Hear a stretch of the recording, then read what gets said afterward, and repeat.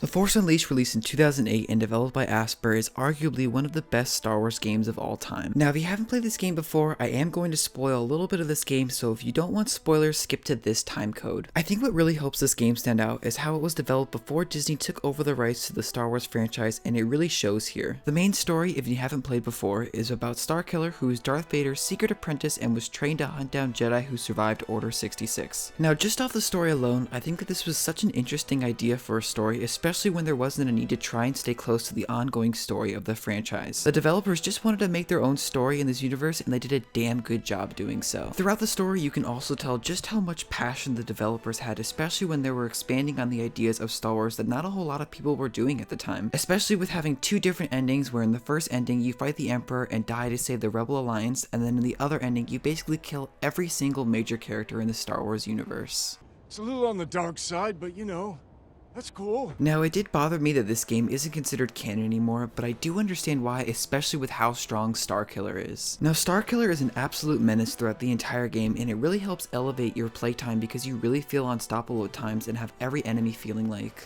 we're all gonna die! And the saber combat is probably the best out of any Star Wars game I have ever played. I really like having to think about when is the right time to block and when is the best time to strike, because a lot of the enemies are able to block your attacks if you just button mash them. Now, throughout the game, you also start to unlock more and more Force abilities to use, like the Force Lightning, and you can start to use the saber combat and the Force abilities to create some really interesting combos and can make for some really cool set pieces. Like having Starkiller pull down a Star Destroyer with just the Force is just an awesome addition. Now, I do have one complaint, and that the level design can really be repetitive, especially with how at the end of each mission there's always a boss fight. But I do like how each boss fight does have a ton of variety between each of them. On a side note, I did like that there was actually a bit of customization you can do to your character, and I was not expecting it in this game, but it is a nice touch to be able to change your lightsaber color, but also change how Starkiller looks himself. And you can even use different character models as well, which is such a fun little touch and can help with replayability as well. Now, the graphics are starting to show their age a bit, but I don't really think that's a huge deal breaker, only because this game came out 14 years ago. And I think that Asper Studios did a great job having a mix of their own soundtrack and a little of John Williams' score throughout the game as well.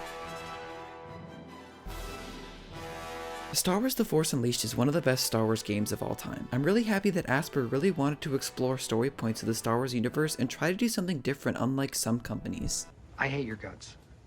I know. And I think it helped pave the way for all the stories we have from Disney now. So if you're looking for your next action-adventure game and are interested in Star Wars, then I highly recommend this game to anyone who hasn't had the chance to play this game before. And of course, thanks for watching.